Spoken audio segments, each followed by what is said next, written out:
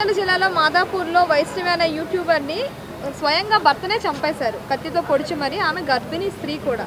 So దీని మీద మీరు ఎలా స్పందిస్తారు? ఎలా స్పందించాలండి? ముందు ఆడ ఎక్కడైతే ఉన్నాడో వాడిని తీసుకొచ్చి, అంటే ఆల్రెడీ లొంగిపోయారని చెప్పేసి అన్నారు కదా, పోలీసులు ఇంకా ఏం చేస్తున్నారు? కూర్చోబెట్టి పరామర్శిస్తున్నారా?